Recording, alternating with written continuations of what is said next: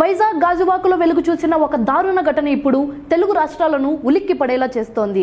ఒక నేవీ ఉద్యోగి తన స్నేహితురాల్ని పిలిచి అత్యంత కిరాతకంగా చంపి శరీర భాగాలను ముక్కలు చేసి ఫ్రిడ్జ్లో పెట్టాడు. అసలు ఆ ఫ్లాట్ లో ఏం జరిగింది?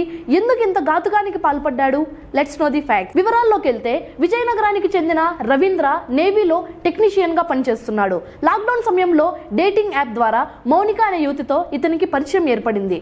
అయితే ఆదివారం రాత్రి తన ఫ్లాట్ పిలిచిన రవీంద్ర ఆమెను పాశవికంగా హతమార్చాడు. కేవలం చంపడమే కాదు, శరీరాన్ని ముక్కలుగా కోసి ఫ్రిడ్జ్ లో దాచాడు. తల భాగాన్ని, ఆమె ఫోన్ను దారాపాలెం తోటల్లో తగలబెట్టేసి ఏమీ ఎరుగునట్టు పోలీసుల ముందు లొంగిపోయాడు.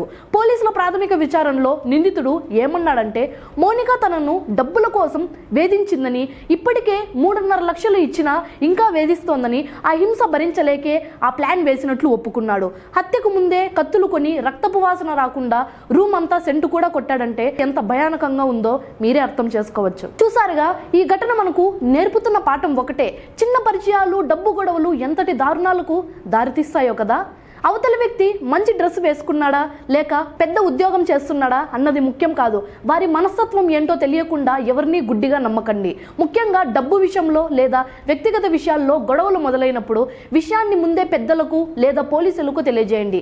మీ యొక్క చిన్న అప్రమత్తత మీ ప్రాణాన్ని కాపాడవచ్చు. సోషల్ మీడియాలో పరిచయం అయ్యే వ్యక్తుల పట్ల ఎంత జాగ్రత్తగా ఉండాలో ఈ ఘటనే ఒక నిదర్శనం.